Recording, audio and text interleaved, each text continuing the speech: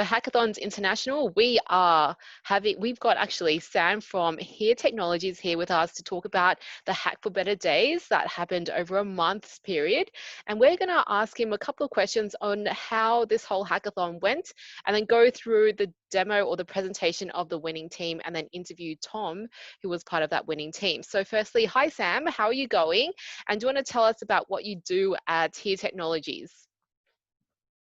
Hi, Angela, and hi to everyone else. My name is Sam. I'm doing well, considering the situation in Melbourne escalating pretty quickly. Yeah, I'm doing well. Thanks for asking. And I am the developer and community relations lead for Here Technologies in Oceania. So what I do is to engage with different communities, different individuals, different companies to join forces with all these different peoples to showcase our freemium offerings and other sort of products that we have, including location information and services and APIs and software development kits. And we encourage people to use those offerings to encourage innovation, to build some cool stuff by integrating our location offerings with other cool technologies that eventually can be used in the society to improve the quality of life for people. Excellent. So why did you decide to run this online or virtual hackathon? Oh, that's a very good question. It was always in the backlog for us to organize a virtual event because it's pretty novel and it's quite inclusive for the people who don't have the privilege to be present, especially if you're living in a more remote area or in a different city. And for example, if you're running a hackathon, a face-to-face event in Melbourne, and you feel like you want to be there, but because of your distance, you won't be able to participate. It's always been a shame. But like, yeah, it coincided with the COVID-19 and lockdown across Australia and New Zealand and basically every other country around the world. So we decided to run an APAC-wide virtual hackathon to bring all these different communities in the countries across APAC Yep. to participate in an event. Yep. Can you hear me? I think one of the key things here for you guys as to why you ran it was to get people to learn and know about Here Technologies and the Here platform, developer platform, right? Yeah, that was one of the reasons, but we had a bigger cause in mind, and we wanted people to contribute to find solutions to help their communities and their society to deal better with the impact of the COVID-19 in their communities. So, and that was the reason that instead of a weekend-long hackathon, we went for a month-long for people to have enough time to come up with good ideas and implement high-quality applications or maps that they can quickly be deployed for aiding the community. So I think that was the main purpose. And on the side, we wanted people to understand what Here Technology does and use our technologies for better days. So that was the reason that we chose Hack for Better Days as a name. Fabulous. And do you think you achieved those outcomes and was successful during, the May-June period or April-May period? I believe so. Yeah, I believe so. We did a survey with the participants. They were quite happy with the way that the hackathon was ran, and we had about like almost 50 teams formed as part of this hackathon. We had a lot of engagement, and yeah, we had about nearly 20 different submissions, and they were all high quality. We had like many maps submitted to us, and I think it was quite fruitful. And we're at the same time once the hackathon finished on the 24th of May, and we officially closed it on the 5th of June when we held the closing ceremony. We're still in touch with some of the teams, that they came up with like amazing solutions, and we're still supporting them for them to take their apps to the next level. So I Fabulous. think it was So you, fruitful, and, yeah, innovative in overall. and I saw like a lot of conversation. You said 7,000 messages between people, between teams, private messages from people all around APAC region, which is awesome. So what were your Yeah. key learnings when it came to running this month-long hackathon?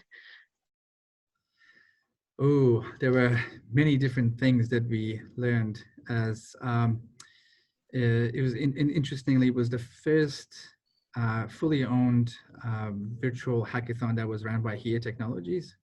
So we ran quite a number of face-to-face events around the world in the past few years, but like coming up to a virtual hackathon, I was always in the queue and in the pipeline for us, and this was the first one. So we learned a lot of different things. A lot of partners that we had came to support us, including yourself. Thanks to Hackathon Australia/International, we used a lot of the uh, community knowledge that from the people that already ran virtual hackathons. So we had a head start. But yeah, I think overall it is a great thing. But one thing that we became very conscious of, the first thing to think about is like what sort of platforms you want to use to, first of all, engage with your participants and keep them involved.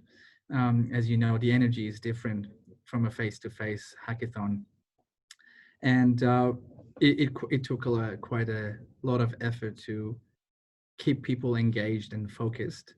But we finally managed to do that. That was one of the learnings that we value a lot, and we as we were going, we adjusted quickly to way of doing things. Depends on the level of understanding of our participants and their requirements.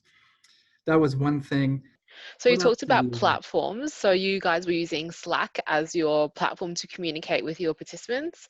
And then you talked Yes. about pivoting as well. So basing the hackathon and pivoting based on people's understanding of here technologies. What kind of things did you do? Did you run extra workshops or how did you do that?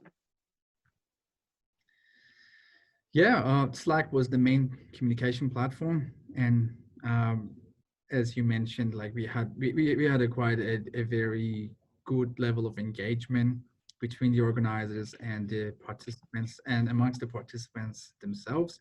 We had about, I guess, if I want to give you a bunch of stats, we had about on average we had 120 participants, active participants on a daily basis, which was quite impressive, and almost like 67,000 messages overall.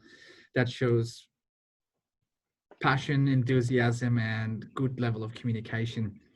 Slack was good, but I would, since we ran that hackathon, a few other platforms emerged, and I'm aware of them now. They're quite more visual, that you can see where people are, what they're what they're talking about. So as much as as I love Slack for virtual hackathons, there are other platforms that can serve the purpose in a better way.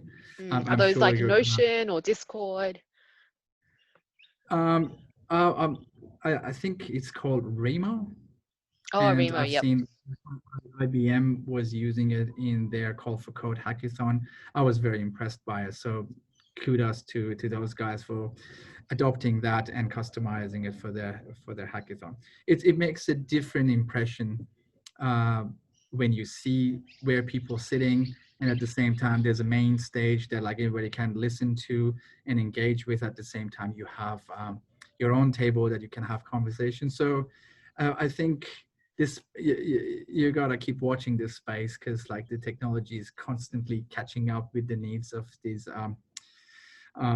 events. So Yeah, I think at the time that you were running this, like everyone was starting to use Zoom. So Zoom or Slack, and same with Slack as well. There are thousands of so many Slack channels out there. So I think for the time Yeah. that you had, that was the best thing that you could do.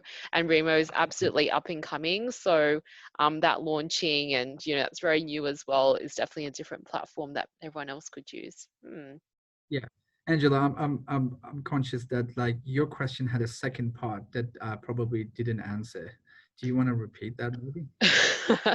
I think it was just the key learnings. Any Yeah. highlights, any challenges, yeah, that kind of thing.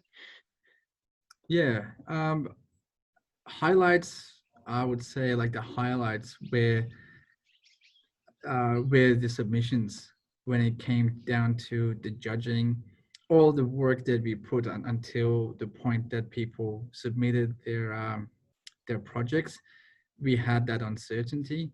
We were doing our best to help people to come up to do their best and come up with amazing projects. But there was a lot of uncertainty until that point. But once we received the projects and the pitches, um, from organizers' point of view, we had a boost of energy and motivation because we realized all of that effort we put in actually um, uh, resulted in like the development of all these amazing things.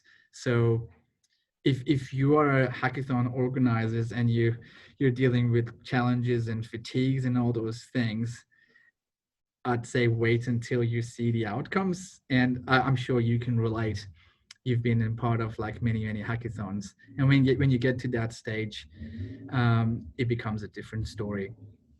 But in terms of challenges, I think you already have a checklist. There are a lot of tasks that goes in and work that goes into organizing a hackathon, whether it's face to face or a virtual one. So I think like you will I can work with you like to communicate some of the learnings and the tasks that we came up with to communicate it to the broader community. So it will give them a bit of a head start. They don't reinvent the wheel. So yeah, I think that was the most challenging one, to identify a complete set of tasks that needs to be done prior to, during, and post hackathon. So yeah, and I gotta say kudos to our team. I was very lucky to have a great, amazing team behind me in terms of communication. Shout out to Shauna in terms of partnership from our team in Oceania, Southeast Asia, South Asia, and North Asia. So yeah, a successful hackathon requires a great organizing team, and I was one of the lucky ones to have all these people behind me. Wonderful. So yeah, yeah, and again, thank you for your support. You were one of our partners, and we benefited a lot from your um, knowledge, I Mm, would say. Thank you. So we saw your hackathon. It was fantastic. And now we're going to show you the final presentation of the winning solution. So hi everyone, my name is Tom and I'm representing Hack Guam. Now, one of the many economic results of COVID-19 has been the breakdown of supply chains. And farmers have been hit particularly hard by this. We've seen restaurants close, wholesale markets shut down because there's too many people in that confined area to be considered safe. And what this has resulted in is farmers struggling to sell their produce, which causes a huge amount of food waste worldwide and has threatened the livelihoods of these farmers. We've also seen the virus turn places like supermarkets into unsafe transmission centers. Unfortunately, supermarkets represent the largest and most unavoidable gathering of people in most communities. Unemployment is also skyrocketing, and a lack of income opportunities is seeing many fall too short on cash to buy food. Now, essentially, we're looking at three types of people here. Farmers who are unable to sell their produce, buyers who are forced to put themselves at risk to go to supermarkets, and people requiring barter in order to fund their food purchasing. The solution we will provide, which benefits all of these interest groups, is to support the operation of pop-up shops. Now, pop-up shops are temporary storefronts which are set up on the street where they stay for a short period of time and are packed up and moved to a new location within a limited time period. Importantly, you can set up a pop-up shop almost anywhere, which means you don't have to be clustered like in a traditional marketplace. What this does is provide a shopping experience which is less crowded, but also a means for farmers to bypass this broken supply chain and sell directly to consumers at what is a very low overhead cost. So what does our product actually do? Well, our product provides buyers who are eager to avoid busy supermarkets with the ability to search through an app for their desired goods within local pop-up shops. The buyers can also see local shops on a map. Moreover, live communication between the seller and the buyer accommodates the dynamic nature of pop-up shop commerce and also facilitates barter for those who are short on cash. I'll now pass over to Alfred, our front-end developer, to demonstrate the app. Thanks, Tom.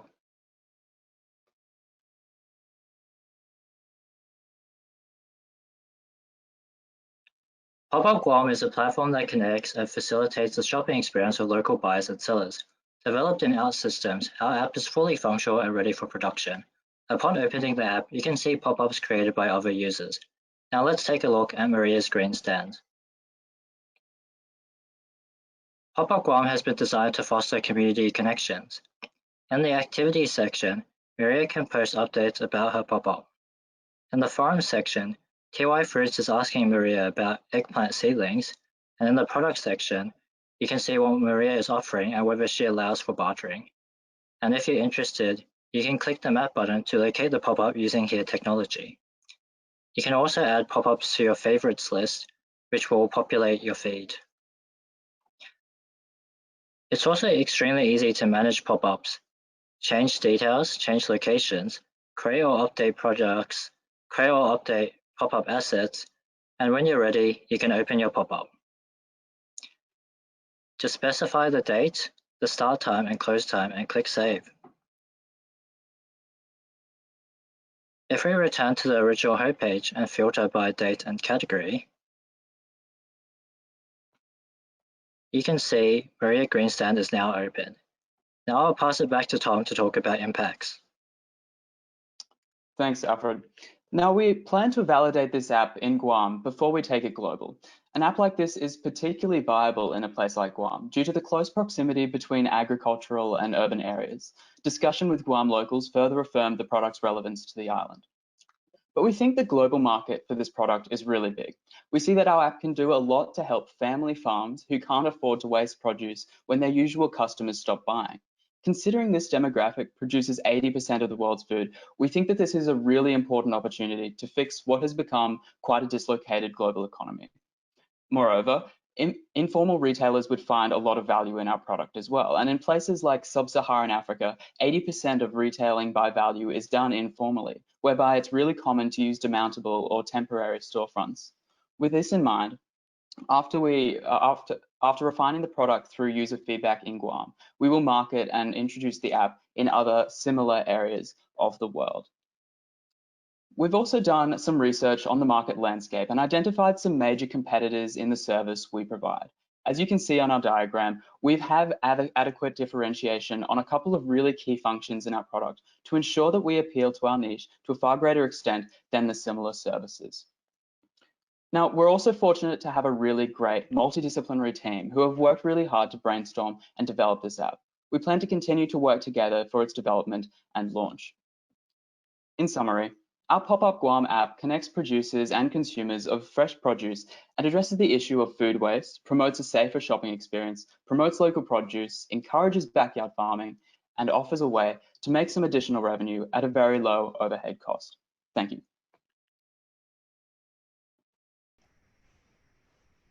Alrighty, so now we have Tom from the winning team of HackForBetterDays here with me, and we're going to interview him on his hackathon experience. So Tom, do you want to introduce yourself? So tell us, what do you do during the week, and have you been to a hackathon before?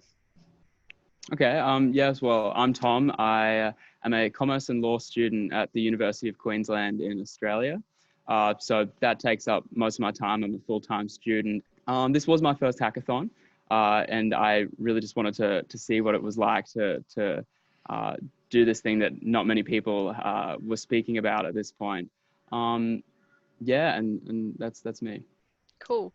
What did you think a hackathon was before you went to the hackathon, and what have you learnt about hackathons and Yeah. what they Okay. truly So are? I had this perception, I suppose, that hackathons were really all about some niche like problems in coding and development that really I didn't understand much about. And so it was under the encouragement of some people who had done a hackathon before that like I might join it as well, even though I am not someone who's particularly experienced at coding and software development and that sort of stuff.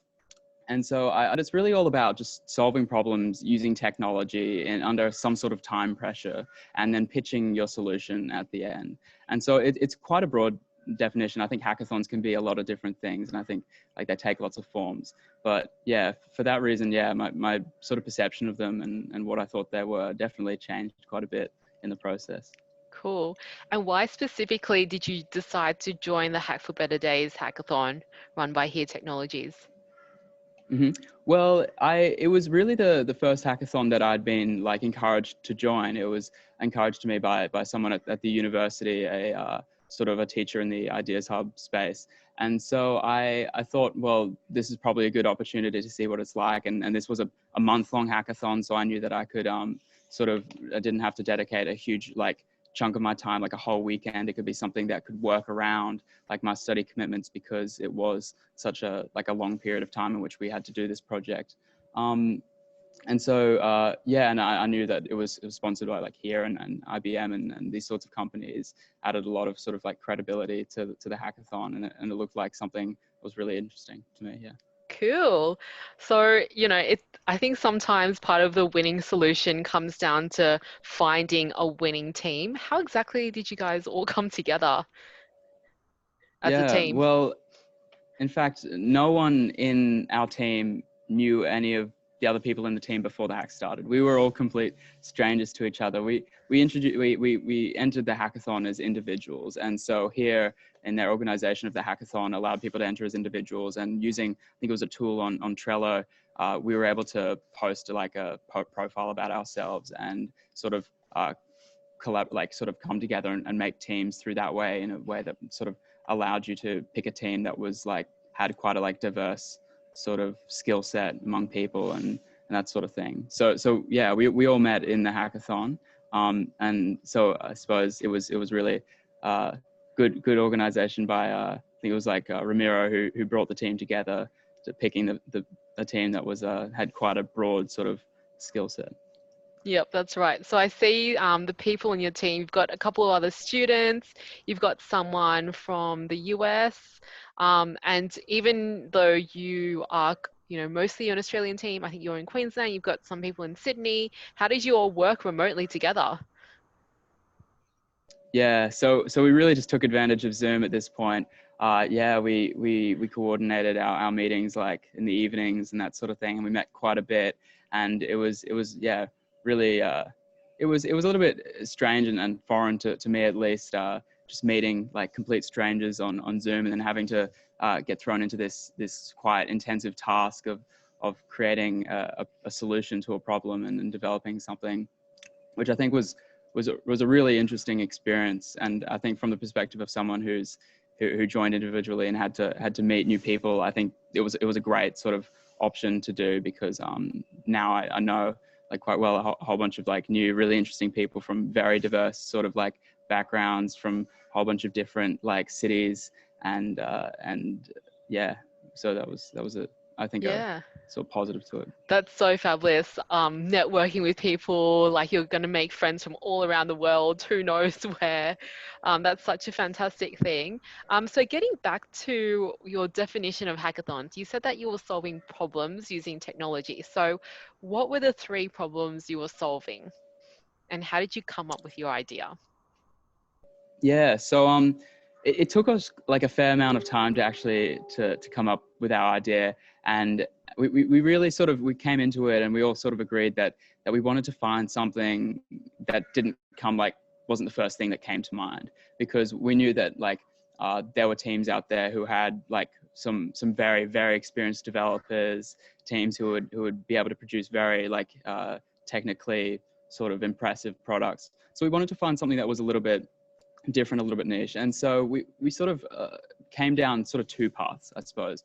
And we had sort of two options. One was we wanted to address the problem that like supermarkets were quite sort of crowded, and we wanted to find a different way for people to sort of buy and sell produce and services and goods without having to have all that interaction.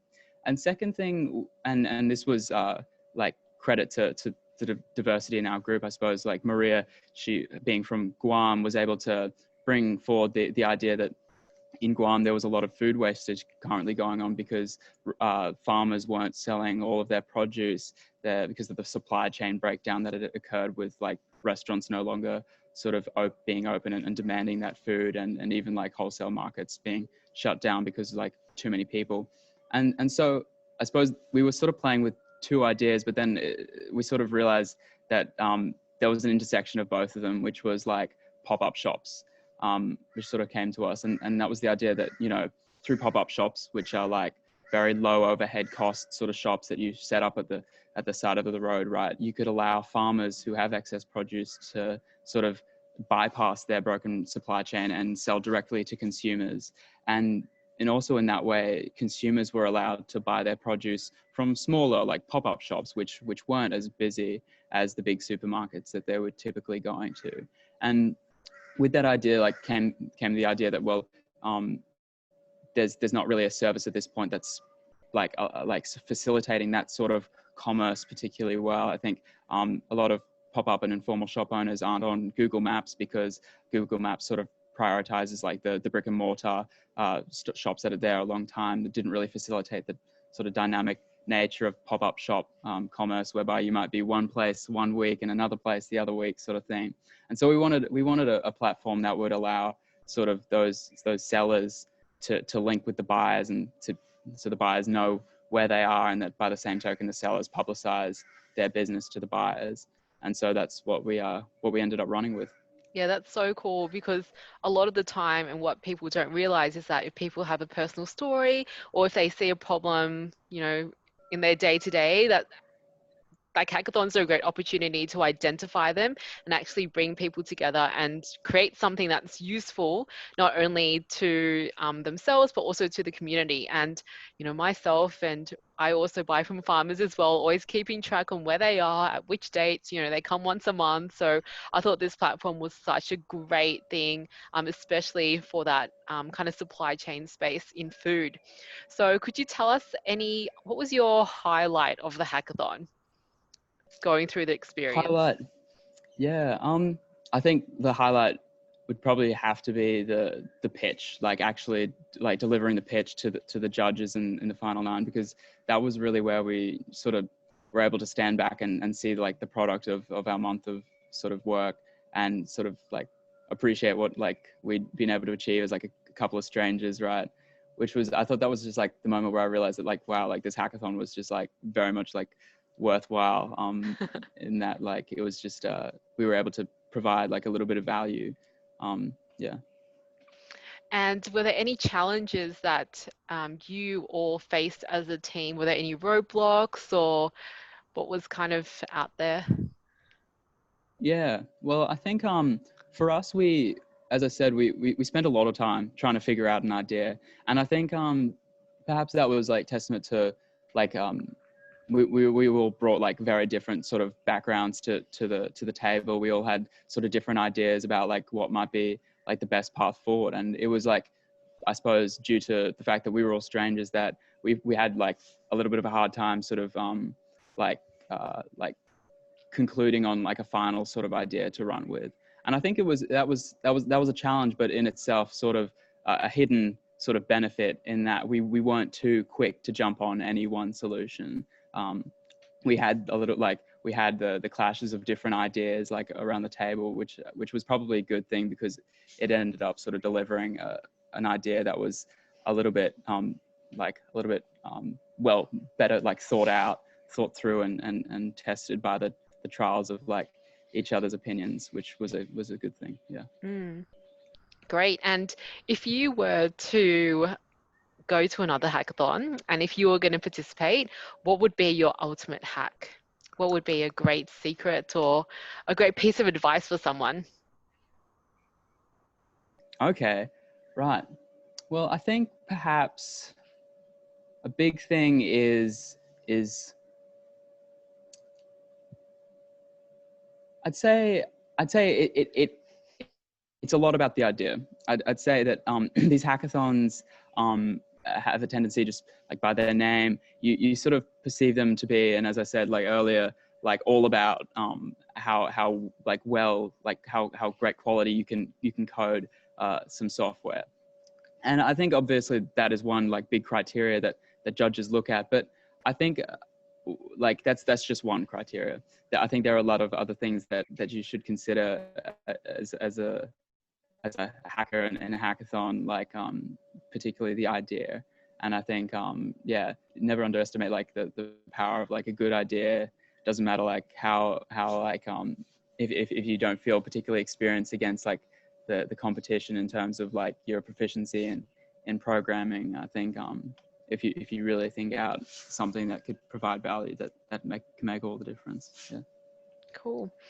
And so what's next for you and your team? I think you won like $5,000. What are you going to do with it? Are you going to splurge, go online? What are you going to do? What's next for you and your team? Yeah. Well, we were really lucky as part of the prize. RMIT Founders School offered us a place in their Founders School program, and so a few of us, or potentially all of us, are keen to take that advantage and head down. Well, just virtually, obviously, take advantage of that opportunity and their facilities, and see if potentially we can take this idea to market. And that, I suppose. Yeah, definitely more hackathons in the future, I reckon. Maybe bring the team back together for another one. Yeah. Sounds good. What a good segue. For anyone who's keen to join more hackathons, you can join our Facebook group, Hackathons International. We host and promote a lot of online global hackathons, but ones that have been, I guess, of high quality, because we're seeing a lot of hackathons out there that yeah, just a lot's been kind of diluted in the space. So if you want to, anyone who's listening, you can join Hackathons International. Follow us on Twitter for the quality news. And thank you so much, Tom, for answering our questions. You know, congratulations again for winning such an amazing hackathon in this space. And hopefully we'll see you at another interview and hopefully at another Winner Spotlight scenario. So thank you everyone for listening and enjoy your day. Thank you. Thank you, Angela.